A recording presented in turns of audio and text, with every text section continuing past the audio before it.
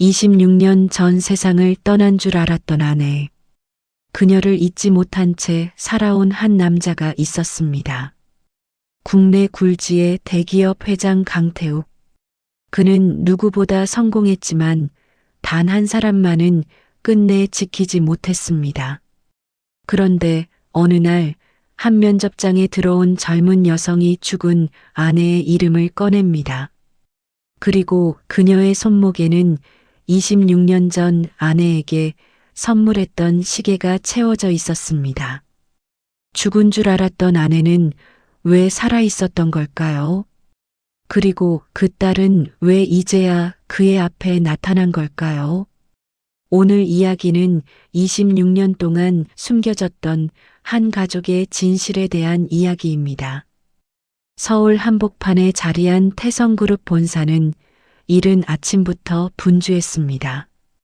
본사 정문 앞에는 검은 승용차들이 길게 줄을 섰고 정장을 입은 직원들은 행사 준비를 위해 바쁘게 움직였습니다. 태성그룹 창립 50주년 기념 행사가 일주일 앞으로 다가온 날이었기 때문입니다. 본사 로비에는 대형 현수막이 걸려 있었고 건물 외벽에는 그룹의 지난 역사를 정리한 사진들이 전시되고 있었습니다. 직원들은 회장인 강태욱이 직접 행사 전반을 점검한다는 소식에 긴장한 표정이었습니다. 강태욱은 늘 그렇듯 아침 일찍 회사에 도착했습니다. 회색 정장에 검은 넥타이를 맨 그는 수행비서와 함께 엘리베이터에서 내렸습니다. 그가 복도를 지나갈 때마다 직원들은 허리를 숙여 인사했습니다. 하지만 강태욱은 누구와도 눈을 마주치지 않았습니다. 그는 인사를 받아주는 대신 짧게 고개만 움직이며 곧장 회장실로 향했습니다. 회장실 문이 열리자 넓은 공간 안에는 차가운 공기가 가득했습니다. 벽면에는 그룹 창립자인 아버지 사진과 역대 회장들의 사진이 걸려 있었고 창가 옆 작은 장식장 위에는 오래된 액자 하나가 놓여 있었습니다. 그 액자 속에는 젊은 시절의 윤서연이 환하게 웃고 있었습니다. 강태욱은 매일 아침 가장 먼저 그 사진부터 바라봤습니다. 그는 잠시 걸음을 멈춘 채 액자 앞으로 다가갔습니다. 손끝으로 사진틀에 쌓인 먼지를 닦아낸 뒤 아무 말 없이 다시 몸을 돌렸습니다. 그 순간 비서실장 박정호가 조심스럽게 회장실 안으로 들어왔습니다. 회장님, 오늘 일정 보고 드리겠습니다. 강태욱은 책상 앞에 앉으며 짧게 대답했습니다. 말해보세요. 박정호는 준비해온 서류철을 펼쳤습니다. 창립 50주년 행사 준비는 거의 마무리됐습니다. 언론 인터뷰 일정과 해외 투자자 미팅도 확정됐습니다. 강태욱은 서류를 넘기며 무표정하게 물었습니다. 특별한 문제는 없습니까? 큰 문제는 없습니다. 다만 사회공헌팀에서 요청한 특별 채용 면접 일정이 오늘 오후로 잡혀 있습니다. 강태욱의 손이 잠시 멈췄습니다. 특별 채용입니까? 네. 지방 출신 청년들과 어려운 환경에서 자란 지원자들을 대상으로 한 채용 프로그램입니다. 회장님께서 예전에 관심을 보이셨던 사업이라 올해도 유지했습니다. 강태욱은 한동안 말이 없었습니다. 몇 년 전까지만 해도 그는 이런 행사에 거의 얼굴을 비추지 않았습니다. 채용은 인사팀이 알아서 처리하면 된다고 생각하는 사람이었습니다. 하지만 최근 몇 년 사이 그는 사회공헌 활동에 조금씩 관심을 보이기 시작했습니다. 겉으로는 기업 이미지 때문이라고 말했지만 박정호는 그 이유가 따로 있다는 걸 알고 있었습니다. 강태욱은 늘 지방 출신 청년이나 홀어머니 밑에서 자란 아이들 이야기에 오래 시선을 두곤 했습니다. 박정호는 조심스럽게 말을 이었습니다. 이번 지원자들 중에는 형편이 어려워도 포기하지 않고 공부한 친구들이 많다고 합니다. 강태욱은 천천히 의자 등받이에 몸을 기대었습니다. 그리고 창밖을 바라보며 낮은 목소리로 말했습니다. 오늘 면접은 내가 직접 보겠습니다. 박정호는 순간 놀란 표정을 감추지 못했습니다. 회장님께서 직접 말씀이십니까? 예전처럼 형식적으로 하지 말고 정말 필요한 사람을 뽑으세요. 알겠습니다. 특히 지방 출신 지원자들은 따로 정리해서 보여주십시오. 박정호는 곧바로 메모를 했습니다. 강태욱은 다시 서류를 넘기기 시작했지만 표정은 이전보다 더 굳어 있었습니다. 그는 가끔 이유 없이 오래전 생각에 잠기곤 했습니다. 윤서연이 살아 있었다면 지금쯤 어떤 모습이었을지, 아이가 있었다면 몇 살쯤 되었을지 생각하는 날이 많았습니다. 그런 생각이 들 때마다 그는 더 많은 일로 자신을 몰아붙였습니다. 박정호가 회장실을 나가려는 순간 강태욱이 다시 그를 불렀습니다. 박 실장. 네, 회장님. 오늘 면접 대상자들 자료를 미리 가져오세요. 바로 준비하겠습니다. 잠시 뒤 박정호는 지원자 이력서가 담긴 파일을 회장실 책상 위에 올려두고 나갔습니다. 강태욱은 천천히 첫 번째 파일을 열었습니다. 지원자들의 사진과 이름, 출생지, 가족관계가 한 장씩 정리되어 있었습니다. 그는 무심하게 한 장씩 넘겼습니다. 그러다가 어느 순간 손이 멈췄습니다. 한 여성 지원자의 서류였습니다. 이름은 서아린. 출생지는 작은 지방 도시였고 가족관계란에는 모친 사망이라고 적혀 있었습니다. 그리고 보호자 이름 아래 적힌 이름 하나가 강태욱의 시선을 붙잡았습니다. 윤서연. 강태욱은 눈을 떼지 못한 채 서류를 오래 바라봤습니다. 잠시 후 그는 천천히 의자에서 몸을 일으켰습니다. 창밖으로 비치는 흐린 하늘이 회장실 유리창에 어둡게 번지고 있었습니다. 강태욱은 서류를 다시 손에 쥔 채 아무 말도 하지 않았습니다. 그러나 그의 굳은 얼굴에는 처음으로 설명하기 어려운 흔들림이 스쳐 지나가고 있었습니다. 오후가 되자 태성그룹 본사 15층 면접장은 긴장감으로 가득 찼습니다. 정장을 입은 지원자들은 복도 의자에 앉아 차례를 기다리고 있었습니다. 면접장 앞에는 인사팀 직원들이 서류를 다시 확인하며 지원자들의 이름을 하나씩 불렀습니다. 지원자들 대부분은 유명 대기업 회장이 직접 면접장에 들어온다는 사실만으로도 긴장한 상태였습니다. 최준석은 계속 넥타이를 만지작거렸고 오민지는 손바닥에 적어온 예상 질문을 몰래 들여다보고 있었습니다. 이동현은 무릎 위에 올려둔 파일을 몇 번이나 다시 정리했습니다. 그 사이 서아리는 다른 지원자들과 조금 달라 보였습니다. 그녀는 새 정장을 입고 있었지만 소매 끝은 약간 해져 있었고 구두에도 오래 신은 흔적이 남아 있었습니다. 하지만 하리는 누구보다 단정하게 머리를 묶고 자세를 바로 세운 채 앉아 있었습니다. 장한 기색은 있었지만 눈빛만큼은 흔들리지 않았습니다. 면접 대기실 안쪽에서 오민지가 갑자기 작게 한숨을 쉬었습니다. 큰일 났다. 물도 안 챙겨왔네. 하리는 가방에서 작은 생수병을 꺼내 오민지에게 건넸습니다. 긴장하면 목부터 마르잖아요. 이거 드세요. 오민지는 놀란 표정으로 생수를 받아들었습니다. 감사해요. 저 지금 손까지 떨려요. 하리는 역게 웃으며 말했습니다. 다 똑같죠. 저도 떨려요. 잠시 뒤 인사팀 직원이 문을 열고 안으로 들어왔습니다.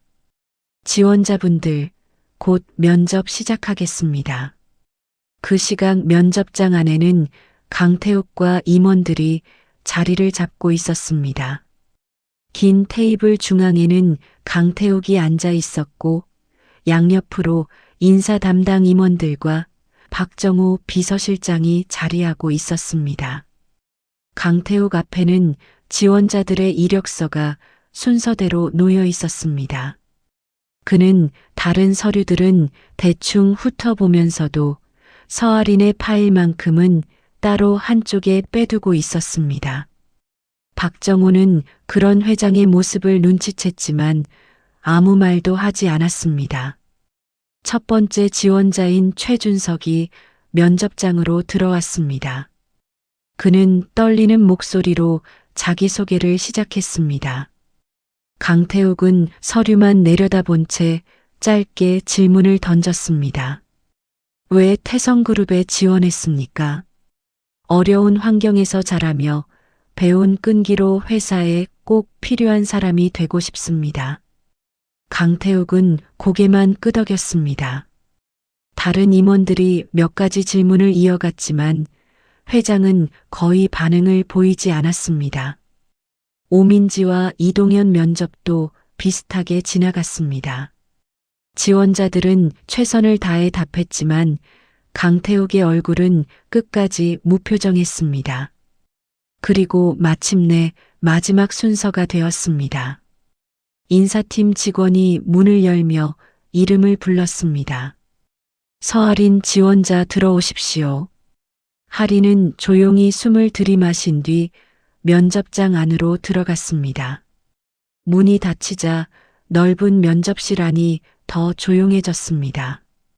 강태욱은 처음으로 서류에서 시선을 떼고 정면을 바라봤습니다. 하리는 의자 앞에 서서 또렷한 목소리로 인사했습니다. 안녕하십니까? 지원자 서아린입니다. 강태욱은 아무 말 없이 그녀를 바라봤습니다. 사진으로 봤을 때보다 훨씬 더 닮아 있었습니다. 눈매와 웃지 않을 때의 입술 모양이 윤서연과 너무 비슷했습니다. 박정우는 회장의 손끝이 미세하게 떨리는 걸 처음 보았습니다. 하리는 자기소개를 이어갔습니다. 어머니와 둘이 살아왔습니다. 형편이 넉넉하지 않아서 학교 다니면서 편의점, 카페, 학원 보조까지 여러 일을 했습니다. 강태욱의 눈빛이 점점 굳어졌습니다. 하리는 계속 말을 이어갔습니다. 그래도 어머니가 늘 포기하지 말라고 하셨습니다. 사람은 끝까지 버티면 언젠가 기회가 온다고 하셨습니다. 강태욱은 자신도 모르게 손에 쥔 펜을 더 세게 움켜쥐었습니다. 그 말투까지 너무 익숙했습니다. 윤서연은 늘 비슷한 말을 하던 사람이었습니다. 인사 담당 임원이 부드럽게 물었습니다. 가장 존경하는 사람이 누구입니까? 하리는 잠시 생각한 뒤 차분하게 대답했습니다. 어머니입니다. 이유가 뭡니까? 평생 저 하나 키우느라 힘든 티를 한 번도 안 내셨습니다. 그리고 어머니가 살아계실 때 늘 존경하던 분이 한 분 계셨습니다. 강태욱의 눈동자가 흔들렸습니다. 하리는 긴장한 표정으로 손목에 찬 시계를 한번 내려다봤습니다. 낡았지만 반짝이는 작은 손목 시계였습니다. 어머니가 늘 말씀하시던 분이 강태욱 회장님이었습니다. 순간 면접장 안 공기가 얼어붙었습니다. 다른 임원들도 예상하지 못한 이름에 눈치를 보기 시작했습니다. 강태욱은 시계를 바라보는 순간 얼굴빛이 완전히 달라졌습니다. 그 시계는 분명 자신이 윤서연과 결혼 1주년 때 직접 사줬던 것이었습니다. 세상에 하나뿐인 주문 제작 시계였습니다. 윤서연의 이름 이니셜까지 새겨져 있던 물건이었습니다. 강태욱은 천천히 자리에서 몸을 일으켰습니다. 박정우가 놀란 얼굴로 회장을 바라봤습니다. 회장님, 강태욱은 할인에게서 눈을 떼지 못한 채 낮은 목소리로 물었습니다. 그 시계는 어디서 난 겁니까? 할인은 당황한 얼굴로 손목을 내려다봤습니다. 어머니 유품입니다. 어머니 이름이 뭡니까? 윤서연입니다. 그 말을 들은 순간 강태욱의 얼굴이 굳어졌습니다. 그는 아무 말도 하지 못한 채 몇 초 동안 그대로 서 있었습니다. 면접장 안에 있던 임원들과 직원들은 서로 눈치만 살폈습니다. 강태욱은 갑자기 의자를 뒤로 밀고 자리에서 일어났습니다. 오늘 면접은 여기까지 하겠습니다. 박정우가 급히 따라 일어났습니다. 회장님, 괜찮으십니까? 강태욱은 아무 대답도 하지 않았습니다. 그는 서류를 움켜쥔 채 면접장을 빠르게 나갔습니다. 닫히는 문 너머로 무거운 발소리만 길게 남았습니다. 면접장 안에는 믿기 어려운 정적이 흘렀습니다. 서아리는 아무것도 모른 채 굳은 얼굴로 서 있었습니다. 그리고 박정우는 회장이 손에 쥔 서류가 서아린의 이력서라는 사실을 조용히 확인하고 있었습니다. 강태욱은 면접장을 나선 뒤 곧장 회장실로 올라갔습니다. 엘리베이터 안에는 박정우와 수행비서만 함께 타고 있었지만 아무도 먼저 말을 꺼내지 못했습니다. 강태욱은 굳은 얼굴로 정면만 바라보고 있었습니다. 손에는 아직도 서아린의 이력서가 구겨질 정도로 세게 쥐어져 있었습니다. 회장실 문이 닫히자 강태욱은 넥타이를 느슨하게 풀며 창가 앞으로 걸어갔습니다. 그는 한참 동안 말없이 창밖만 내려다봤습니다. 박정우는 조심스럽게 입을 열었습니다. 회장님, 물이라도 드시겠습니까? 강태욱은 대답 대신 낮은 목소리로 물었습니다. 박 실장, 오늘 그 지원자 신상 다시 확인해 봤습니까? 아직 기본 서류만 확인한 상태입니다.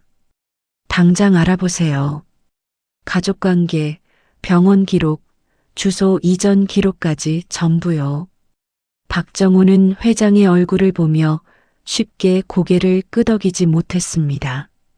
강태욱이 이렇게까지 감정을 드러내는 모습은 처음이었습니다. 혹시 윤서연 여사님과 관련이 있다고 생각하시는 겁니까? 강태욱은 천천히 몸을 돌렸습니다. 그의 눈빛은 차갑게 가라앉아 있었지만 안쪽에는 흔들림이 분명히 보였습니다. 그 시계는 내가 준 겁니다. 박정우는 순간 말을 잃었습니다. 세상에 하나밖에 없는 물건이었습니다. 이니셜까지 새겨 넣었어요. 그러면 윤서연 이름도 같고 나이도 맞습니다. 우연이라고 보기엔 너무 이상합니다. 박정우는 더 묻지 않았습니다. 그는 바로 비서실로 내려가 조사팀을 꾸렸습니다. 서아린의 주민등록 기록, 가족관계 증명서, 과거 주소지, 병원 진료 이력까지 가능한 자료를 모두 수집하기 시작했습니다. 그날 저녁이 되자 회장실에는 조용한 긴장감이 내려앉았습니다.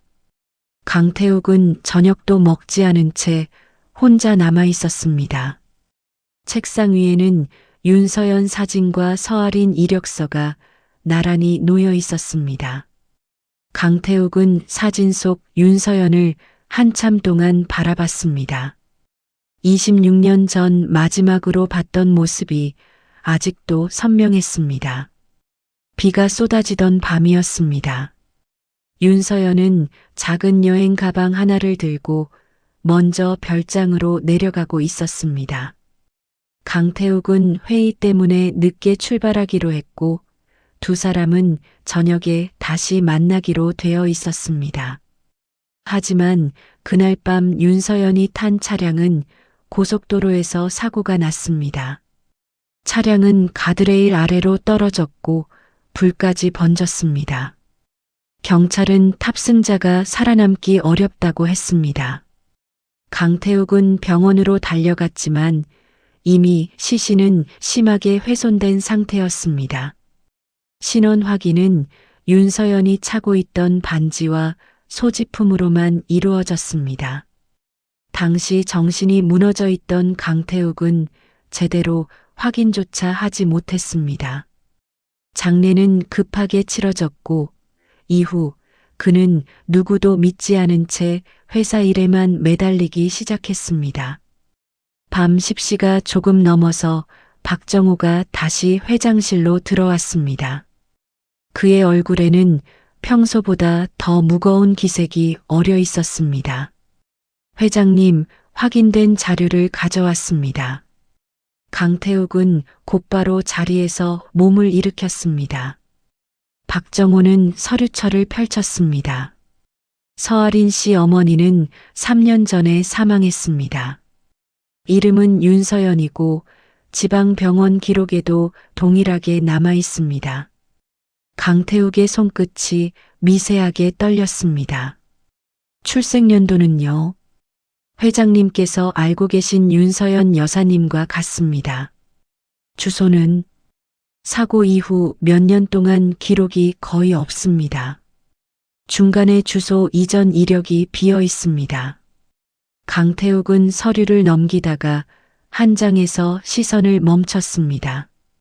윤서연이 살았던 지방 주소와 서아린의 출생지가 적혀 있었습니다. 그는 천천히 의자에 앉았습니다. 사고 이후 기록이 왜 없습니까? 그 부분이 이상합니다. 병원 기록도 중간에 사라진 부분이 있습니다. 누가 지운 겁니까? 아직은 알 수 없습니다. 강태욱은 서류를 바라보다가 갑자기 한 사람의 이름을 떠올렸습니다. 강민석? 당시 사고 수습 과정에서 가장 먼저 병원으로 달려왔던 사람도 장례를 서둘러 진행하자고 했던 사람도 동생 강민석이었습니다. 그때는 정신이 없어서 아무것도 의심하지 못했습니다. 하지만 시간이 지나자 하나씩 이상한 장면들이 떠오르기 시작했습니다. 강민석은 사고 직후부터 유난히 회사 경영권 이야기를 자주 꺼냈습니다. 형이 힘들어하니 자신이 회사를 대신 챙기겠다고 말하던 모습도 기억났습니다. 강태욱은 천천히 눈을 감았습니다. 그리고 낮게 중얼거렸습니다. 그날 내가 뭔가를 놓친 겁니다. 박정호는 조심스럽게 말을 이었습니다. 추가로 확인한 내용이 하나 더 있습니다. 강태욱은 눈을 떴습니다. 당시 사고를 담당했던 보험회사 직원 한 명이 있습니다. 정일수라는 사람인데 지금은 퇴사하고 지방에 내려가 살고 있습니다.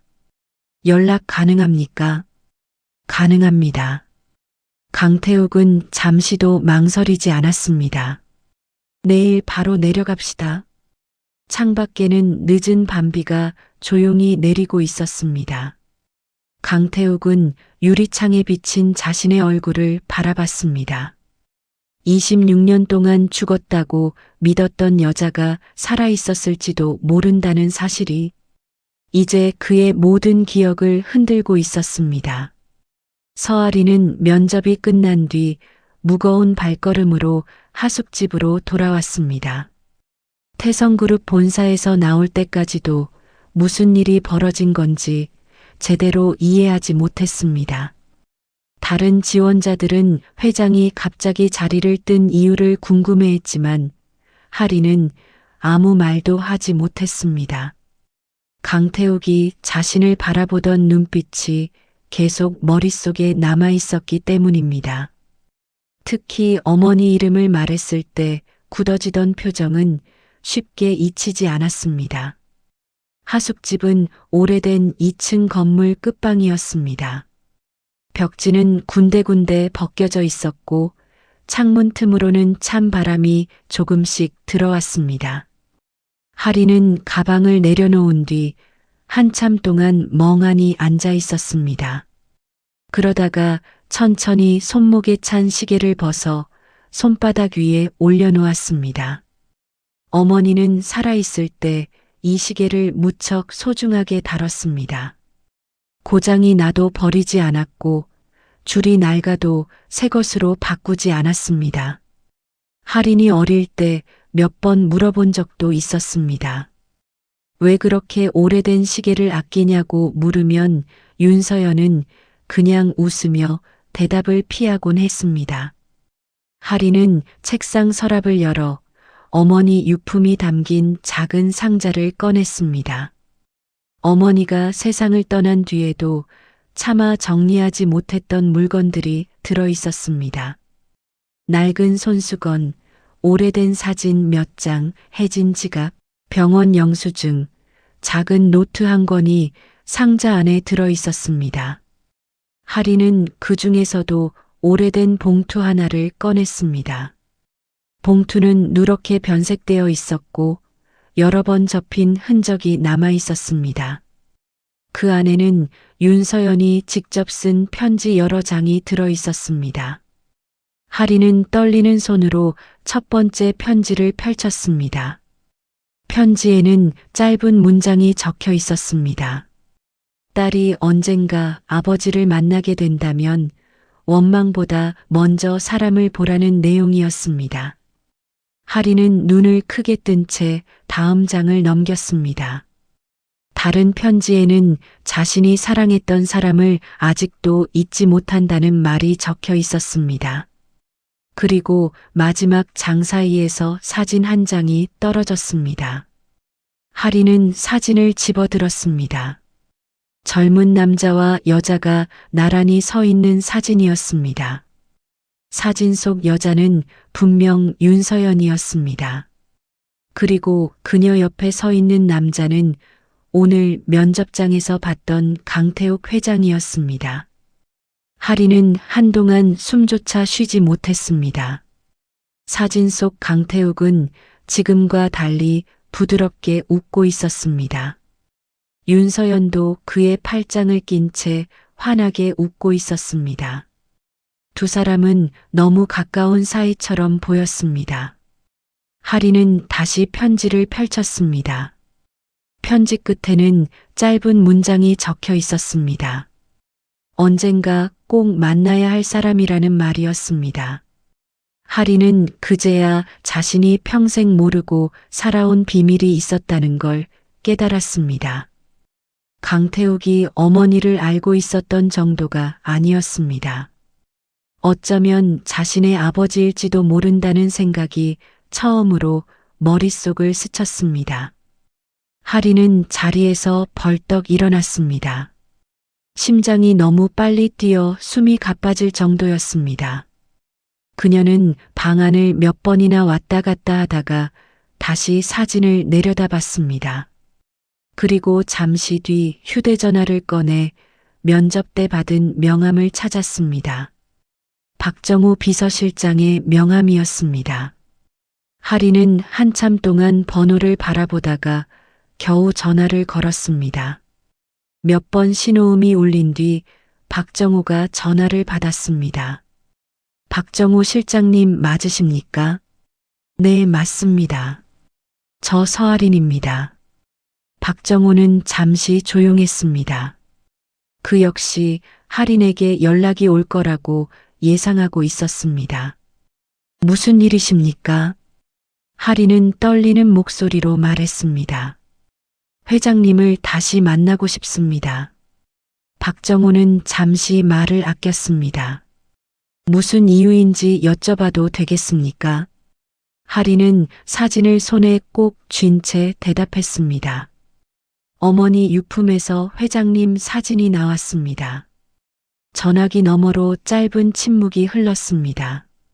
박정호는 조용히 숨을 들이마셨습니다. 내일 오전에 연락드리겠습니다. 전화를 끊은 뒤 하리는 다시 침대 가장자리에 앉았습니다. 손에는 오래된 사진과 편지가 그대로 들려 있었습니다. 창밖에는 밤비가 조용히 내리고 있었습니다. 그리고 하리는 처음으로 어머니가 왜 평생 외롭게 살았는지 조금은 이해할 수 있을 것 같았습니다. 한편같은 시각 강태욱은 지방으로 내려가는 차 안에 타고 있었습니다.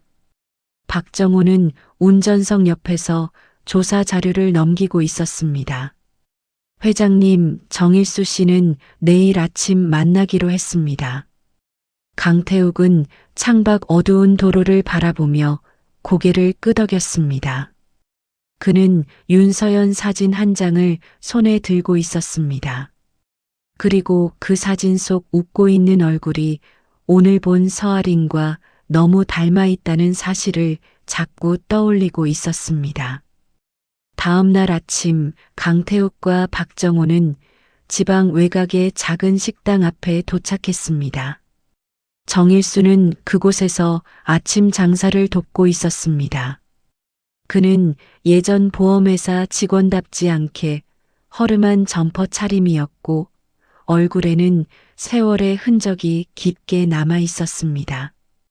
박정호가 먼저 다가가 인사를 건네자 정일수는 두 사람을 안쪽 방으로 안내했습니다. 강태욱은 자리에 앉자마자 바로 말을 꺼냈습니다. 26년 전 고속도로 사고 기억하십니까? 정일수는 처음에는 아무 말도 하지 않았습니다. 하지만 강태욱이 윤서연 이름을 꺼내는 순간 그의 얼굴이 눈에 띄게 굳어졌습니다. 정일수는 물잔을 내려놓으며 천천히 입을 열었습니다. 그 사고는 아직도 잊히지 않습니다. 강태욱은 그의 눈을 똑바로 바라봤습니다. 그날 무슨 일이 있었습니까? 정일수는 한동안 입술을 다문 채 망설였습니다. 그는 이미 오래전에 묻어두려 했던 기억을 다시 꺼내야 한다는 사실에 부담을 느끼고 있었습니다. 그러나 강태욱의 굳은 표정을 보자 결국 입을 열었습니다. 사고가 났던 날 윤서연은 크게 다쳤지만 숨은 붙어 있었다고 했습니다. 차량이 심하게 파손되기는 했지만 병원으로 옮겨질 때까지만 해도 의식이 완전히 끊어진 상태는 아니었다고 했습니다. 당시 현장에 있었던 구조대원들도 생존 가능성이 있다고 말했습니다. 강태욱은 그 말을 듣는 순간 몸이 굳었습니다. 26년 동안 죽었다고 믿어온 사람이 사실은 살아있었다는 이야기였기 때문입니다. 정일수는 떨리는 목소리로 말을 이어갔습니다. 하지만 병원에 도착한 뒤 상황이 이상하게 흘러가기 시작했다고 했습니다. 처음에는 윤서연 이름으로 입원 기록이 남아 있었는데 몇 시간 뒤 갑자기 이름이 사라졌습니다. 병원 기록도 수정됐고 경찰 조사 서류도 새로 작성됐습니다. 정일수는 당시 상부에서 조용히 넘어가라는 지시를 받았다고 했습니다. 그는 보험회사 직원이었기 때문에 깊게 개입할 수 없었지만 이상한 점이 너무 많아서 기억에 남았다고 했습니다. 강태욱은 손을 꽉 쥔 채 물었습니다. 누가 그렇게 만든 겁니까? 정일수는 잠시 주변을 살피더니 목소리를 더 낮췄습니다. 사고 당일 병원에 제일 먼저 온 사람이 있었습니다. 누구였습니까? 강민석 전무님 측 사람이었습니다. 강태욱의 눈빛이 차갑게 변했습니다. 정일수는 장비서라는 이름을 조심스럽게 꺼냈습니다. 그 사람은 강민석 곁에서 오래 일하던 비서였고 병원과 경찰을 계속 오가며 뭔가를 정리하고 다녔다고 했습니다. 윤서연이 입원한 병실도 그 사람이 직접 확인했다고 했습니다. 강태욱은 더 이상 말을 잇지 못했습니다. 박정호는 옆에서 메모를 하다가 조심스럽게 물었습니다. 혹시 윤서연 여사님이 이후 어디로 갔는지는 아십니까? 정일수는 천천히 고개를 저었습니다. 그건 모릅니다. 다만 며칠 뒤 병원 기록이 완전히 없어졌습니다. 강태욱은 자리에서 천천히 몸을 일으켰습니다. 그는 방 안을 몇 걸음 걷다가 창밖을 바라봤습니다. 바깥에는 흐린 하늘 아래 오래된 도로가 조용히 이어지고 있었습니다. 강태욱은 26년 전 병원 복도에서 강민석이 자신을 붙잡고 울던 모습을 떠올렸습니다. 형수님은 이미 돌아가셨다고 말하던 목소리, 장례를 빨리 치러야 한다고 재촉하던 표정이 다시 떠올랐습니다. 그 순간 강태욱은 처음으로 분명하게 느꼈습니다. 사고가 아니라 누군가의 계획이었다는 사실을 말입니다. 정일수는 마지막으로 작은 종이 한 장을 꺼내 강태욱 앞에 내려놓았습니다. 종이에는 오래된 병원 이름과 당시 담당 의사 이름이 적혀 있었습니다. 의사 이름은 오성배였습니다. 제가 기억하는 건 여기까지입니다. 그 의사는 아직 살아있는 걸로 압니다. 강태욱은 종이를 집어들었습니다. 그의 얼굴은 이전보다 훨씬 차갑게 굳어 있었습니다. 식당을 나오는 길에 박정호는 아무 말도 하지 못했습니다. 차 안으로 돌아온 뒤에도 두 사람은 한동안 조용했습니다. 침묵을 먼저 깬 사람은 강태욱이었습니다. 박 실장. 네, 회장님. 오성배부터 찾으세요. 알겠습니다. 그리고 강민석 움직임도 확인하십시오.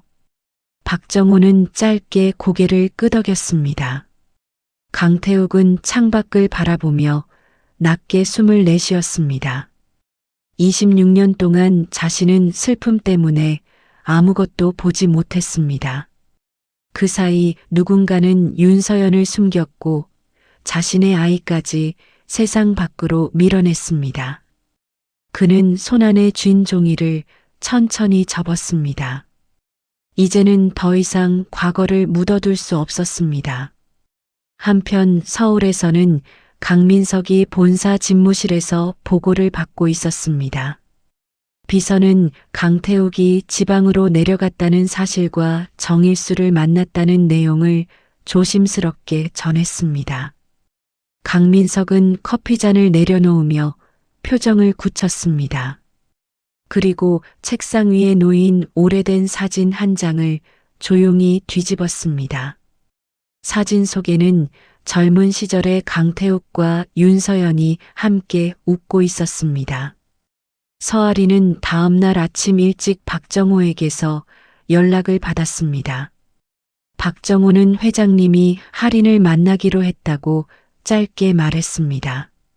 대신 장소는 본사가 아니라 외곽 별장이었습니다. 할인은 전화를 끊고 한참 동안 멍하니 서 있었습니다. 사진 속 남자가 정말 강태욱이 맞는지, 어머니가 왜 그 사실을 숨겼는지 아직도 믿기 어려웠습니다. 그녀는 작은 가방 안에 사진과 편지, 손목시계를 조심스럽게 넣었습니다. 그리고 단정한 옷으로 갈아입은 뒤 약속 장소로 향했습니다.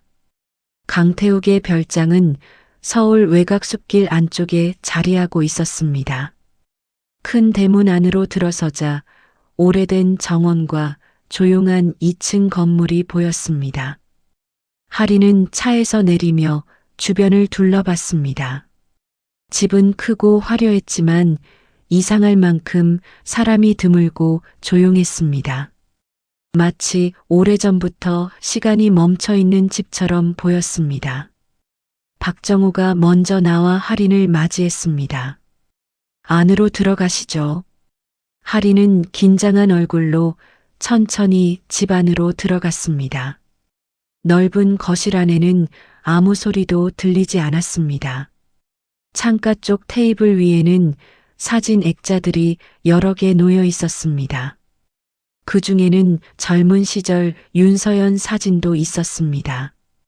할인은 그 자리에 멈춰 서서 사진을 바라봤습니다. 윤서연은 환하게 웃고 있었고 그 옆에는 강태욱이 서 있었습니다. 할인은 어젯밤 유품 상자에서 발견한 사진과 똑같은 장면이라는 걸 바로 알아봤습니다. 그 순간 계단 위에서 발소리가 들렸습니다. 강태욱이 천천히 아래로 내려오고 있었습니다. 그는 평소 회사에서 보던 모습과는 달랐습니다.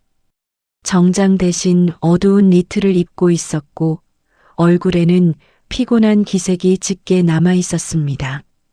강태욱은 거실 한가운데에 멈춰 서서 할인을 바라봤습니다. 할인 역시 아무 말 없이 그를 바라봤습니다. 두 사람 모두 쉽게 입을 열지 못했습니다. 박정호는 조용히 자리를 비켜주며 거실 밖으로 나갔습니다. 강태욱은 천천히 테이블 쪽으로 걸어가 앨범 한 권을 꺼냈습니다. 그리고 그것을 할인 앞에 내려놓았습니다. 한번 보세요. 할인은 조심스럽게 앨범을 펼쳤습니다. 첫 장에는 젊은 시절 강태욱과 윤서연이 여행지에서 찍은 사진이 있었습니다. 다음 장에는 두 사람이 결혼식장에서 웃고 있는 모습도 있었습니다. 또 다른 장에는 윤서연이 꽃다발을 들고 강태욱 어깨에 기대 있는 사진이 붙어 있었습니다. 할인은 한 장 한 장 넘길수록 얼굴이 점점 굳어졌습니다. 사진 속 윤서연은 자신이 알고 있던 어머니와는 전혀 다른 모습이었습니다. 늘 힘들고 지쳐있던 모습만 기억했는데 사진 속 윤서연은 누구보다 행복해 보였습니다. 할인은 천천히 가방 안에서 자신이 가져온 사진을 꺼냈습니다. 그리고 앨범 옆에 나란히 내려놓았습니다. 같은 날, 같은 장소에서 찍은 사진이었습니다. 강태욱은 그 사진을 바라보며 조용히 숨을 들이마셨습니다. 이 사진을 어디서 찾았습니까? 어머니 유품 상자 안에 있었습니다. 강태욱은 잠시 말을 멈췄습니다. 그는 창가 쪽을 바라보다가 천천히 입을 열었습니다. 나는 26년 전에 윤서연이 죽은 줄 알았습니다. 할인은 고개를 들었습니다. 강태욱의 목소리는 평소보다 낮고 무거웠습니다. 사고가 났고 병원에서도 그렇게 말했습니다. 장례까지 치렀습니다. 할인은 손에 쥔 사진을 내려다봤습니다. 어머니는 한 번도 아버지 이야기를 하지 않았습니다. 강태욱의 시선이 천천히 할인에게 향했습니다. 할인은 잠시 망설이다가 어렵게 말을 이었습니다. 어릴 때 몇 번 물어본 적은 있습니다. 그런데 어머니는 늘 아직 만나면 안 되는 사람이라고만 했습니다. 강태욱은 그 말을 듣고 아무 대답도 하지 못했습니다. 거실 안에는 조용한 침묵만 흘렀습니다. 잠시 뒤 할인은 가방에서 편지 한 장을 꺼냈습니다. 윤서연이 남긴 편지 중 하나였습니다. 강태욱은 떨리는 손으로 편지를 받아들었습니다. 편지 안에는 짧은 문장이 적혀 있었습니다. 사랑했던 사람을 원망하지 말아달라는 말, 그리고 언젠가 진실이 밝혀질 거라는 내용이었습니다. 강태욱은 편지를 읽으며 눈을 감았습니다.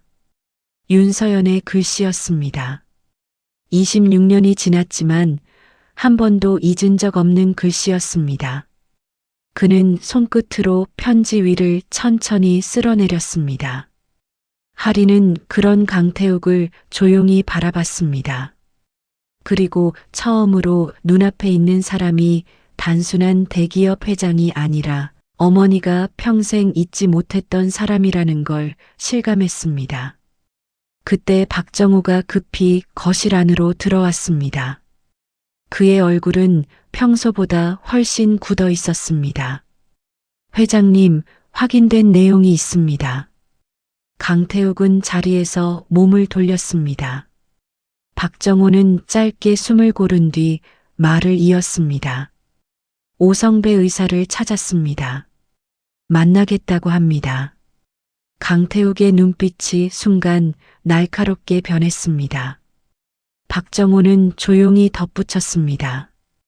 그리고 강민석 부회장도 움직이기 시작했습니다. 강태욱은 그날 저녁 바로 오성배를 만나기 위해 이동했습니다. 오성배는 지방의 작은 요양병원 근처 단독주택에서 혼자 지내고 있었습니다. 그는 이미 병원을 떠난 지 오래였고 사람들 만나는 일도 거의 하지 않는다고 했습니다. 집 안으로 들어서자 오래된 약 냄새와 함께 책장 가득 의료 서류들이 보였습니다. 오성배는 흰 머리가 많이 늘어 있었고 손등에는 세월의 흔적이 선명하게 남아 있었습니다. 그는 강태욱을 보자마자 자리에서 천천히 일어났습니다. 그리고 한동안 아무 말도 하지 못했습니다. 강태욱 역시 그를 바라보며 쉽게 입을 열지 못했습니다. 두 사람 사이에는 26년이라는 긴 시간이 무겁게 놓여 있었습니다. 잠시 뒤 오성배가 먼저 입을 열었습니다. 언젠가는 오실 줄 알았습니다. 강태욱은 곧바로 물었습니다. 윤서연은 살아 있었습니까?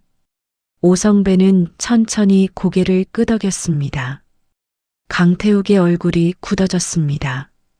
오성배는 그날 사고 직후 윤서연이 중상을 입기는 했지만 살아 있었다고 말했습니다. 다만 머리를 크게 다쳐 기억이 불안정했고 며칠 동안은 자신의 이름조차 제대로 말하지 못했다고 했습니다. 강태욱은 한 손으로 이마를 짚었습니다. 그는 잠시 숨을 고르다가 다시 물었습니다. 그런데 왜 나한테는 죽었다고 했습니까? 오성배는 고개를 숙인 채 대답했습니다. 병원에 강민석 씨 사람들이 왔습니다. 경찰도 같이 왔고 위에서 조용히 처리하라는 압박이 있었습니다. 박정호는 조용히 메모를 하다가 물었습니다. 윤서연 씨는 이후 어디로 갔습니까? 다른 지방 병원으로 옮겨졌습니다. 그때는 임신 초기였습니다. 그 말을 들은 순간 강태욱은 몸이 굳었습니다. 그는 믿기지 않는다는 표정으로 오성배를 바라봤습니다. 임신이라고 했습니까? 네. 사고 당시 이미 아이를 가지고 있었습니다. 강태욱은 아무 말도 하지 못했습니다. 그는 잠시 눈을 감았습니다. 서아린 얼굴이 떠올랐습니다. 윤서연을 닮은 눈, 자신과 닮은 말투, 오래된 손목시계까지 모든 것이 한순간에 이어졌습니다. 오성배는 책상 서랍을 열어 낡은 봉투 하나를 꺼냈습니다. 봉투 안에는 오래된 진료 기록, 사본과 메모 몇 장이 들어 있었습니다. 그는 그중 작은 종이 한 장을 조심스럽게 꺼내 강태욱 앞에 내려놓았습니다. 종이에는 윤서연의 글씨가 적혀 있었습니다. 강태욱은 떨리는 손으로 종이를 집어들었습니다. 메모에는 짧은 문장이 적혀 있었습니다. 강태욱에게 돌아가고 싶지만 그러면 아이가 위험해질 것 같다는 내용이었습니다. 그리고 자신을 찾지 말아달라는 말도 적혀 있었습니다. 강태욱은 메모를 읽다가 끝내 고개를 숙였습니다. 그는 한동안 아무 말도 하지 못했습니다. 윤서연은 자신을 버린 것이 아니었습니다. 누군가의 위협 속에서 숨어 지낸 것이었습니다. 오성배는 다시 말을 이었습니다. 윤서연 씨는 기억이 돌아온 뒤에도 계속 불안해했습니다. 병원 밖에 낯선 사람들이 자꾸 서 있었고 누군가 아이를 없애야 한다는 말을 하는 걸 들었다고 했습니다. 박정호는 굳은 얼굴로 강태욱을 바라봤습니다. 이제는 더 이상 우연이라고 볼 수 없었습니다. 누군가 윤서연을 강태욱 곁에서 떼어놓으려 했고 아이까지 숨기려 했다는 뜻이었습니다. 강태욱은 메모를 손에 쥔 채 천천히 자리에서 일어났습니다. 그의 얼굴에는 슬픔보다 분노가 더 짙게 남아 있었습니다. 강민석입니다. 박정호는 조용히 고개를 끄덕였습니다. 가능성이 큽니다. 강태욱은 창밖을 바라봤습니다. 해가 지고 있었고 먼 산 위로 붉은 노을이 천천히 사라지고 있었습니다. 그는 26년 동안 너무 많은 것을 잃었습니다. 사랑했던 사람과 태어나지도 못한 줄 알았던 아이, 그리고 평범한 가족의 시간까지 모두 잃어버렸습니다. 하지만 이제는 달랐습니다. 할인이 살아 있었고 윤서연이 남긴 진실도 남아 있었습니다. 강태욱은 메모를 접어 안주머니에 넣었습니다. 이제 끝내야겠습니다. 박정호는 그의 표정을 보며 알 수 있었습니다. 강태욱이 더 이상 과거를 피하지 않을 거라는 사실을 말입니다. 한편 그 시각 강민석은 본사 집무실에서 장비서를 불러 앉혀놓고 있었습니다. 강민석은 담배를 내려놓으며 차가운 얼굴로 물었습니다. 형이 어디까지 알아낸 것 같나? 장비서는 긴장한 얼굴로 대답했습니다. 오성배까지 만난 것 같습니다. 강민석은 눈빛이 싸늘하게 변했습니다. 그는 잠시 창밖을 바라보다가 낮은 목소리로 말했습니다. 그럼 남아있는 기록부터 없애. 강태욱은 서울로 돌아오자마자 곧바로 감사팀과 보안팀을 불러 모았습니다. 회의실 안에는 박정우와 감사팀장 윤기철, 보안 책임자 김영수가 함께 자리하고 있었습니다. 강태욱은 테이블 위에 윤서연 메모와 오래된 진료 기록 사본을 내려놓았습니다. 그리고 짧고 단호한 목소리로 말했습니다. 강민석이 26년 전에 무슨 짓을 했는지 전부 밝혀내야 합니다. 회의실 안 공기가 무겁게 가라앉았습니다. 윤기철은 가장 먼저 자금 흐름을 확인하겠다고 말했습니다.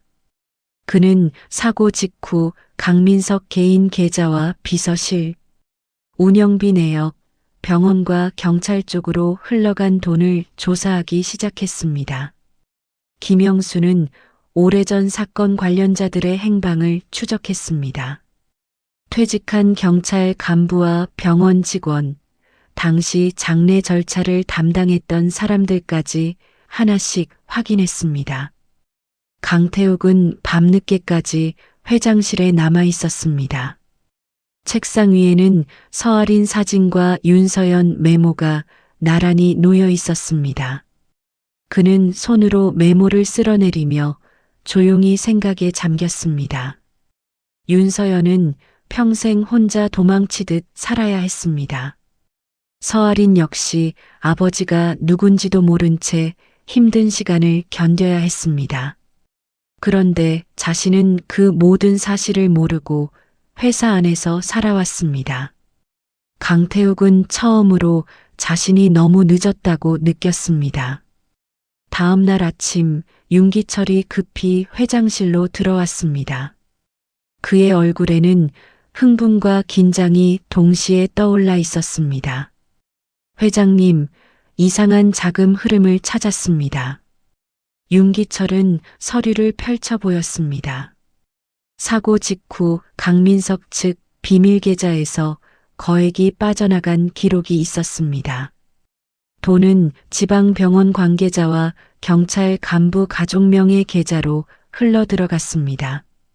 또 사고를 담당했던 형사의 친동생 계좌에도 비슷한 시기에 큰 돈이 입금된 흔적이 발견됐습니다. 강태욱은 서류를 넘기며 차갑게 말했습니다. 돈으로 막았군요. 윤기철은 고개를 끄덕였습니다. 당시 기록을 보면 장례식 직후에도 병원 쪽으로 추가 돈이 나간 흔적이 있습니다. 강태욱은 곧바로 김영수를 불렀습니다. 김영수는 이미 폐업한 병원 창고를 확인 중이라고 보고했습니다. 그 병원은 오래전에 문을 닫았고 지금은 건물 일부만 창고처럼 사용되고 있었습니다. 강태욱은 직접 현장으로 가겠다고 했습니다. 병원 건물은 산 아래 외진 곳에 있었습니다. 벽은 군데군데 금이 가 있었고 창문은 대부분 깨져 있었습니다. 김영수는 보안팀 직원들과 함께 오래된 기록 보관실 문을 열었습니다. 안에는 먼지가 쌓인 상자들과 낡은 철제 보관함들이 어지럽게 놓여 있었습니다. 직원들은 손전등을 비추며 하나씩 서류를 뒤지기 시작했습니다. 한참 뒤 김영수가 구석에 있던 작은 금고 하나를 발견했습니다. 금고 안에는 오래된 환자 차트와 수술 기록, 간호일지들이 보관돼 있었습니다. 그리고 그 안에서 윤서연 이름이 적힌 파일이 나왔습니다. 강태욱은 떨리는 손으로 파일을 펼쳤습니다. 기록에는 윤서연이 사고 직후 의식을 회복했다고 적혀 있었습니다. 또 임신 8주 상태였다는 진단 내용도 있었습니다. 그 옆에는 환자를 타 병원으로 이송했다는 문서가 붙어 있었습니다. 하지만 이송 사유란에는 아무 내용도 적혀 있지 않았습니다. 김영수는 파일 아래쪽에서 또 다른 문서를 꺼냈습니다. 처음 작성된 사망 확인서 초안이었습니다. 초안에는 사망자 이름이 비어 있었고 그 위에 덧붙인 흔적이 남아 있었습니다. 강태욱은 문서를 바라보다가 주먹을 꽉 쥐었습니다. 강민석은 처음부터 윤서연이 죽지 않았다는 걸 알고 있었던 것입니다. 그런데도 형에게는 시신이라고 속였고 장례까지 서둘러 끝냈습니다. 그 순간 김영수 휴대전화가 울렸습니다. 그는 통화를 듣다가 얼굴이 굳어졌습니다. 회장님, 장비서가 해외로 나가려 하고 있습니다. 강태욱은 즉시 몸을 돌렸습니다. 막으세요. 김영수는 곧바로 공항 보안팀과 연락했습니다. 몇 시간 뒤 인천공항 출국장 앞에서 장비서가 붙잡혔다는 보고가 들어왔습니다. 장비서는 처음에는 입을 열지 않았습니다. 하지만 김영수가 병원 기록과 비밀 계좌 내역을 보여주자 점점 얼굴이 창백해졌습니다. 결국 그는 모든 것이 강민석 짓이었다고 털어놓았습니다. 윤서연을 다른 병원으로 옮긴 것도, 병원 기록을 없앤 것도, 사망 처리 문서를 조작한 것도 모두 강민석 짓이었다고 말했습니다. 강태욱은 장비서 진술서를 천천히 읽었습니다. 그리고 긴 침묵 끝에 낮은 목소리로 말했습니다. 이제 끝났습니다. 박정호는 조용히 물었습니다. 강민석 부회장에게 바로 알리시겠습니까? 강태욱은 천천히 고개를 저었습니다. 아닙니다. 그는 창밖 어두워진 하늘을 바라봤습니다. 이사회에서 직접 끝내겠습니다. 태성그룹 본사 이사회가 열리는 날 아침, 건물 전체에는 묘한 긴장감이 감돌았습니다. 임원들은 평소보다 일찍 출근했고 회의실 앞 복도에는 비서들과 보안 요원들이 분주하게 움직이고 있었습니다. 언론에서는 강태욱 회장이 건강 문제로 경영 일선에서 물러날 수 있다는 이야기가 퍼지고 있었습니다. 강민석 역시 그런 분위기를 이용해 자신의 사람들을 미리 움직이고 있었습니다. 그는 이사회가 끝나면 후계 체계를 정리해야 한다며 일부 임원들과 따로 만나고 있었습니다.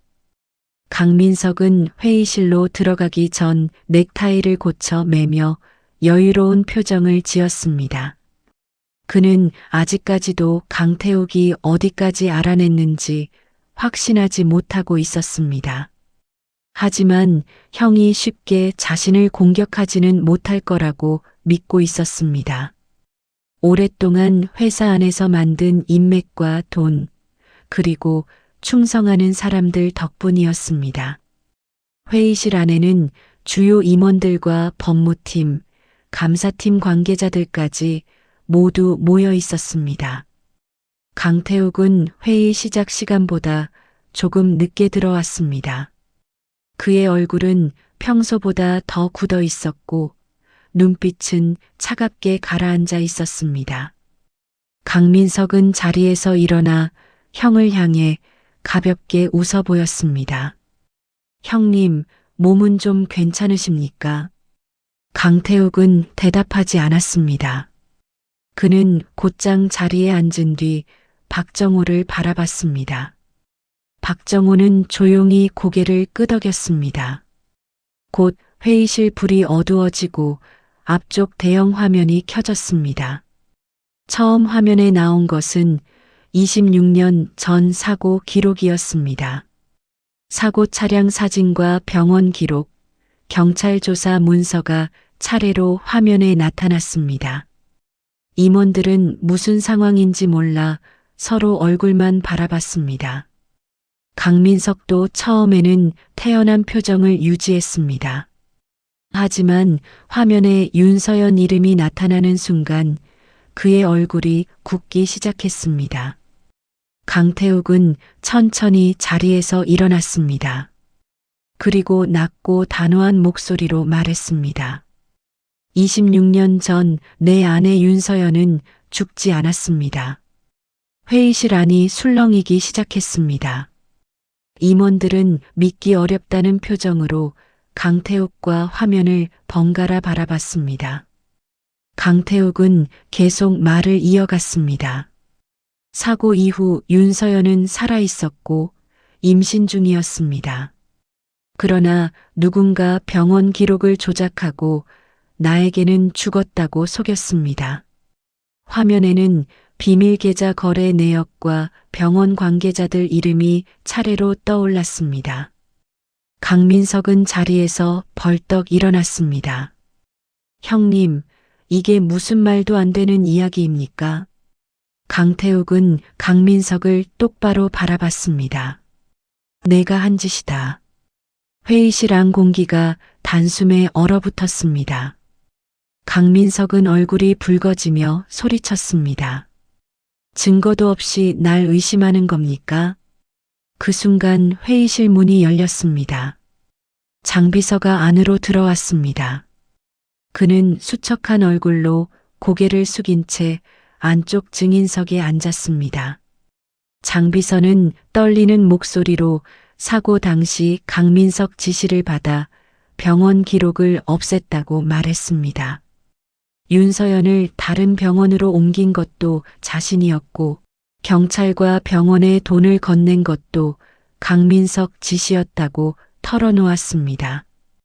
곧이어 오성배도 회의실 안으로 들어왔습니다. 오성배는 윤서연이 살아있었고 임신 중이었다는 사실을 증언했습니다. 그리고 강민석 측 사람들이 병원에 와서 윤서연을 다른 곳으로 옮겨갔다고 말했습니다. 강민석은 얼굴이 창백해진 채 고개를 저었습니다. 전부 거짓말입니다. 다 꾸며낸 이야기입니다. 그러자 박정호가 마지막 파일 하나를 꺼냈습니다. 그 안에는 강민석과 장비서가 나눈 통화 녹음 내용이 들어 있었습니다. 녹음 속 강민석 목소리는 분명했습니다. 기록을 없애고 형이 모르게 처리하라는 내용이 그대로 남아 있었습니다. 회의실 안은 완전히 조용해졌습니다. 아무도 더 이상 강민석 편을 들지 못했습니다. 감사팀장은 즉시 강민석 해임안을 상정했습니다. 이사회 참석자들은 무거운 얼굴로 표결을 진행했습니다. 결과는 만장일치였습니다. 강민석은 자리에서 천천히 무너져 내렸습니다. 그는 끝까지 아무 말도 하지 못했습니다. 그 순간 회의실 문이 다시 열렸습니다. 검찰 수사관들과 경찰이 안으로 들어왔습니다. 강민석은 손목에 수갑이 채워진 채 회의실 밖으로 끌려나갔습니다. 복도 밖에서는 기자들이 몰려와 카메라를 들이밀고 있었습니다. 강민석이 끌려가는 모습은 곧바로 속보로 보도되기 시작했습니다. 회의실 안에는 긴 침묵이 남았습니다. 강태욱은 한참 동안 아무 말도 하지 않았습니다. 그리고 천천히 박정호를 바라봤습니다. 할인이를 데려오세요. 잠시 뒤 회의실 문이 다시 열렸습니다. 서할인이 조심스럽게 안으로 들어왔습니다. 그녀는 수많은 임원들의 시선을 받으며 천천히 걸어왔습니다. 강태욱은 그런 할인을 가만히 바라보고 있었습니다. 26년 만에 되찾은 자신의 가족이 바로 눈앞에 서 있었습니다. 서할인은 조용한 회의실 안으로 천천히 걸어 들어왔습니다. 조금 전까지만 해도 강민석이 끌려나가던 복도는 사람들로 가득했지만 회의실 안은 이상할 만큼 조용했습니다. 긴 테이블 양쪽에 앉아있던 임원들은 모두 할인을 바라보고 있었습니다. 할인은 그 시선들이 불편했지만 걸음을 멈추지 않았습니다.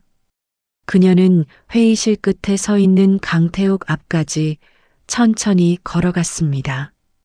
강태욱은 가까이 다가온 할인을 보며 한동안 아무 말도 하지 못했습니다.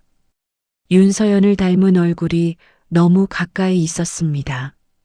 특히 눈빛과 입술 모양은 젊은 시절 윤서연과 너무 닮아 있었습니다.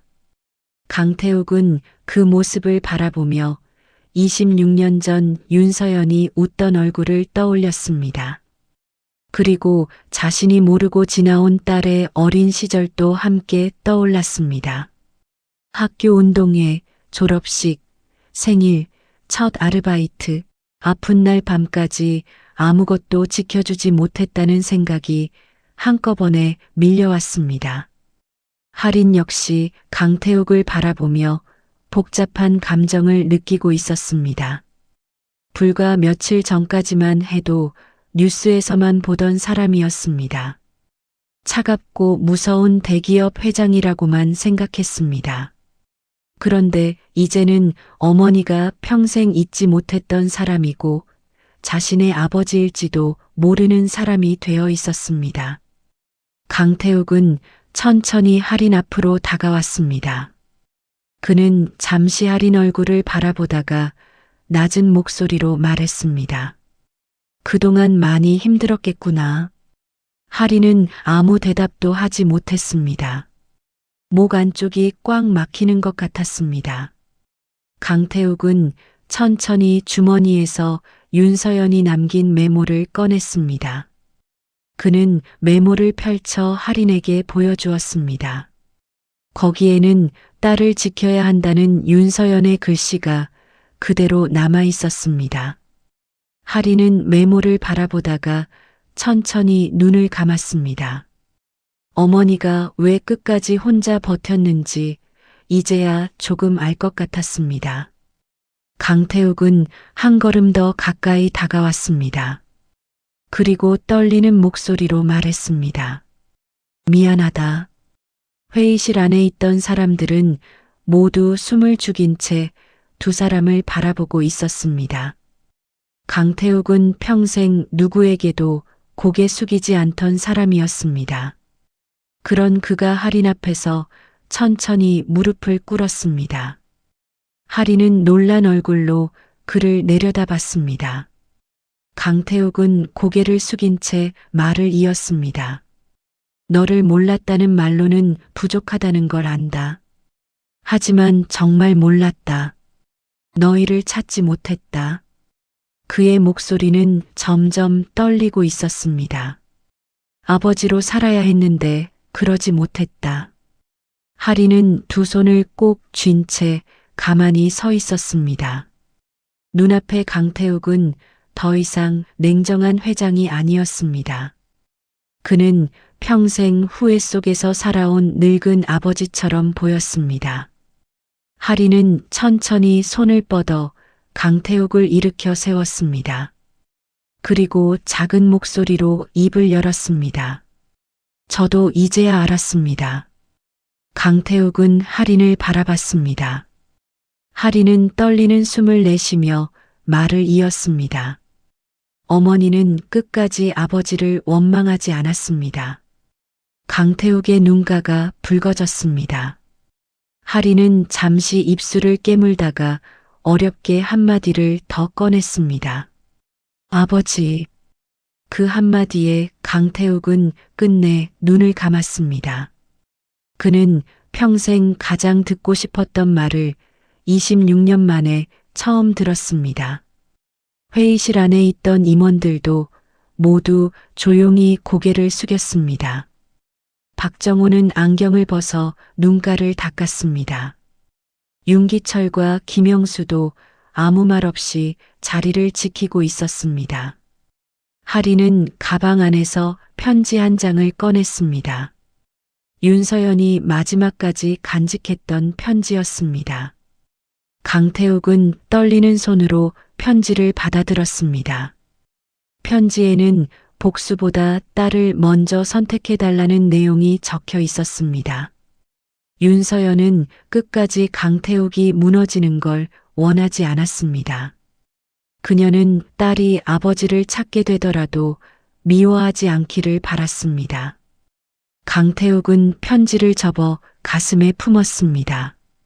그리고 조용히 고개를 끄덕였습니다. 이제는 늦지 않게 하겠다.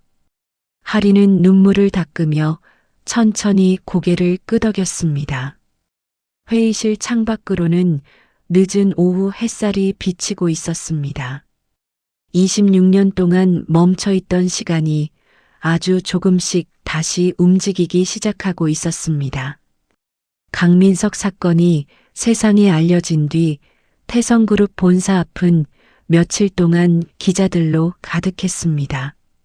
뉴스에서는 26년 전 사고 조작 사건과 숨겨진 딸 이야기를 연일 보도했습니다. 회사 앞에는 카메라를 든 취재진들이 몰려 있었고 할인이 어디에 있는지 묻는 전화도 계속 이어졌습니다. 서할인은 그런 상황을 견디기 어려웠습니다. 평범하게 살아오던 사람이 하루아침에 세상에 알려지는 일은 생각보다 훨씬 힘들었습니다. 결국 할인은 잠시 서울을 떠나 어머니와 함께 살던 바닷가 마을로 내려가기로 했습니다. 작은 버스 정류장과 오래된 시장, 바닷바람이 불어오는 골목은 예전 그대로였습니다. 할인은 익숙한 골목길을 천천히 걸었습니다. 어머니와 손잡고 지나던 길, 학교 끝나고 뛰어다니던 길, 겨울이면 붕어빵을 사 먹던 가게도 그대로 남아 있었습니다. 강태욱은 며칠 뒤 직접 차를 몰고 그 마을로 내려왔습니다. 그는 평생 기사와 수행비서를 데리고 다녔지만 이번만큼은 혼자 오고 싶었습니다.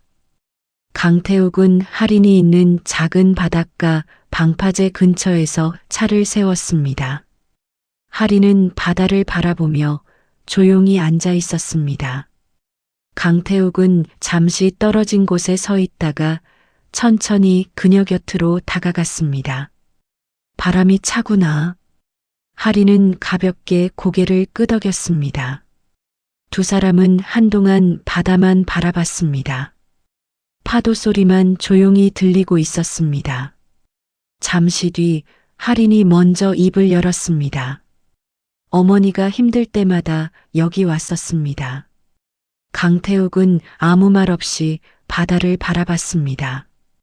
할인은 천천히 말을 이어갔습니다. 어머니는 늘 아버지를 원망하지 않는다고 했습니다. 그냥 만나면 안 되는 사람이라고만 했습니다. 강태욱은 그 말을 듣고 천천히 고개를 숙였습니다. 그는 윤서연이 혼자 견뎌야 했던 시간들을 상상했습니다.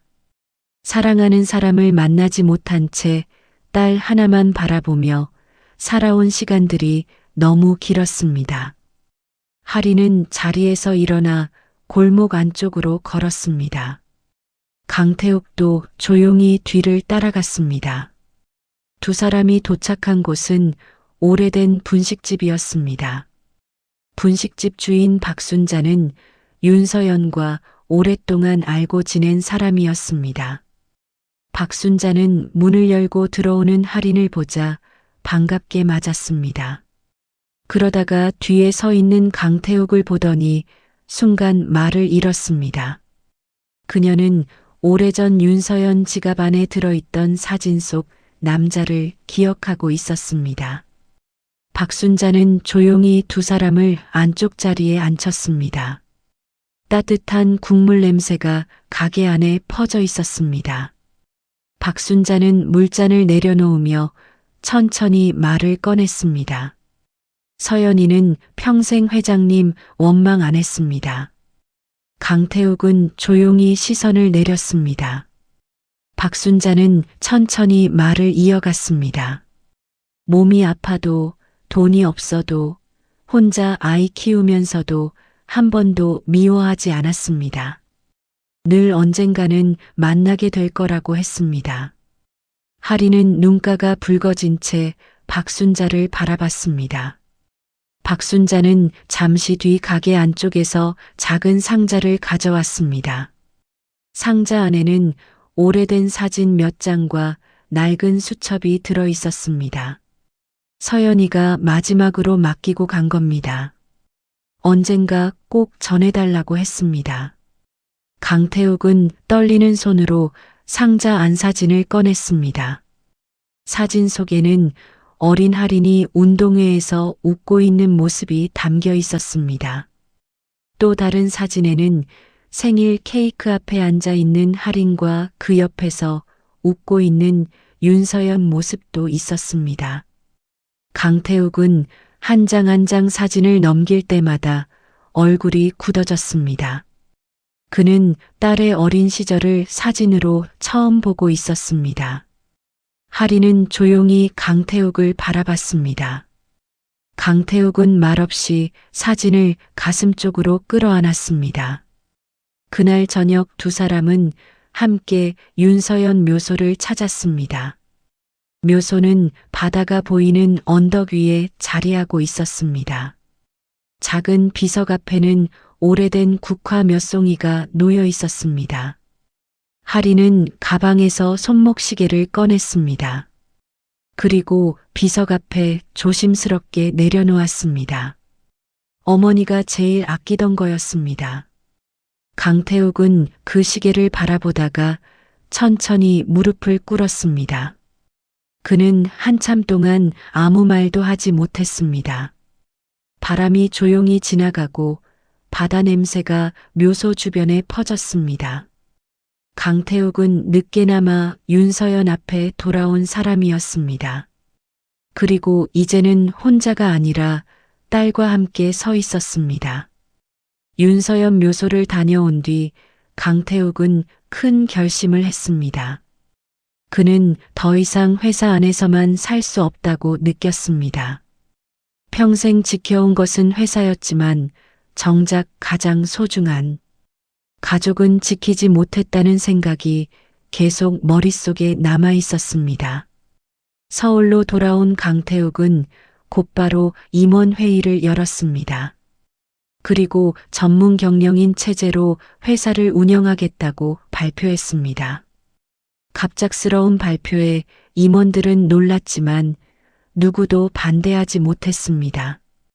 강태욱은 이미 대부분의 지분과 경영 계획을 정리해 둔 상태였습니다. 박정호는 회장실 밖에서 한참 동안 조용히 서 있었습니다. 강태욱이 정말 회사를 떠날 거라고는 생각하지 못했기 때문입니다. 잠시 뒤 강태욱이 먼저 박정호를 불렀습니다. 박 실장. 네, 회장님. 이제 회장이라는 말도 곧 끝나겠군요. 박정호는 씁쓸하게 웃었습니다. 강태욱은 잠시 창밖을 바라보다가 다시 말을 이었습니다. 내가 놓친 시간이 너무 많았습니다. 이제는 늦어도 찾으러 가야겠습니다. 그날 이후 강태욱은 수행기사와 비서를 모두 정리했습니다. 평생 타던 고급 승용차 대신 직접 운전할 수 있는 작은 차를 한 대 샀습니다. 그리고 서울 외곽의 조용한 단독주택으로 이사했습니다. 집은 크지 않았지만 마당이 있었고 햇볕이 잘 들어왔습니다. 강태욱은 처음으로 직접 장을 보고 세탁기를 돌리고 냉장고를 채우기 시작했습니다. 젓가락 놓는 위치도 몰라 허둥대는 날이 많았고 냄비를 태워 먹는 날도 있었습니다. 하지만 그는 그런 생활이 싫지 않았습니다. 며칠 뒤 서아린도 새 집을 찾아왔습니다. 하리는 작은 화분 몇 개와 생활용품을 들고 왔습니다. 강태욱은 문 앞에 서 있는 하린을 보고 어색하게 웃었습니다. 이런 건 안 가져와도 되는데. 하린은 집안을 둘러보며 말했습니다. 아버지는 이런 거 잘 못하실 것 같아서요. 강태욱은 괜히 머쓱한 표정을 지었습니다. 하린은 냉장고 안을 열어보더니 한숨을 쉬었습니다. 안에는 생수와 김치, 달걀 몇 개밖에 없었습니다. 하린은 곧장 앞치마를 두르고 부엌으로 들어갔습니다. 강태욱은 거실에서 그런 모습을 가만히 바라봤습니다.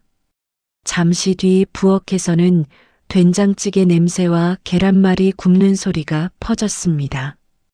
강태욱은 식탁 앞에 앉아 오래전 기억을 떠올렸습니다. 윤서연도 늘 저렇게 부엌에서 분주하게 움직였습니다. 그때마다 자신은 회사 일에 바빠 제대로 보지도 못했습니다. 잠시 뒤 하린이 밥상을 차려 식탁 위에 올려놓았습니다. 강태욱은 한참 동안 그 밥상을 바라봤습니다. 그에게는 너무 낯설고도 오래 그리웠던 풍경이었습니다. 하린은 조용히 숟가락을 내려놓으며 말했습니다. 이제는 제때 식사하셔야 합니다. 강태욱은 천천히 고개를 끄덕였습니다. 두 사람은 마주 앉아 조용히 밥을 먹었습니다. 처음에는 어색한 침묵만 흘렀지만 시간이 지나자 조금씩 대화도 늘어났습니다. 하린은 어릴 때 학교에서 있었던 일들을 말했고 강태욱은 회사 때문에 가족여행도 못 갔던 젊은 시절 이야기를 꺼냈습니다. 식사를 마친 뒤 하린은 거실 한쪽에 윤서연 사진을 세워두었습니다.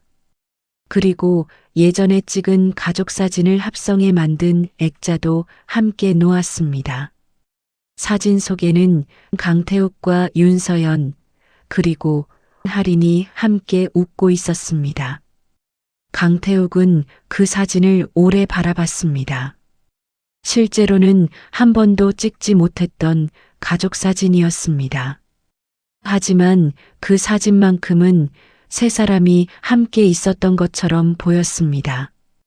그날 밤 할인이 돌아간 뒤에도 강태욱은 한동안 거실 불을 끄지 못했습니다.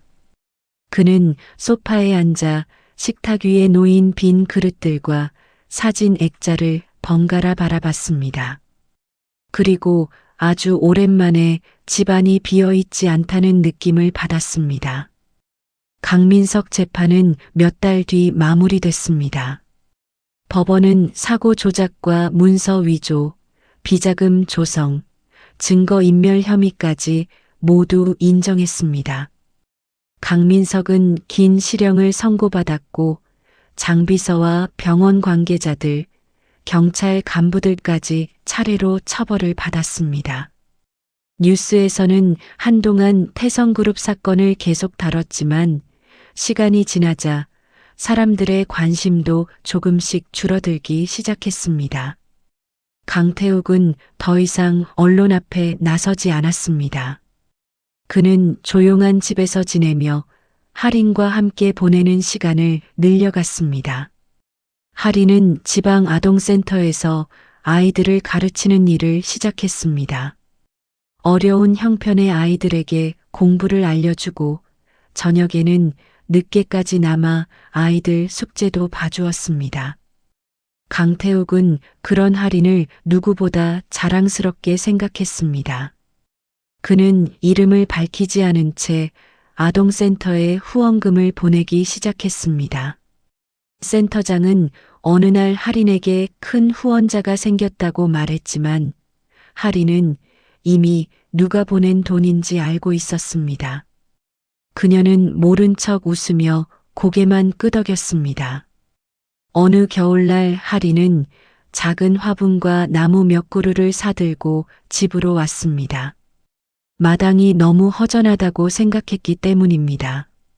강태욱은 두꺼운 외투를 입고 마당으로 나왔습니다.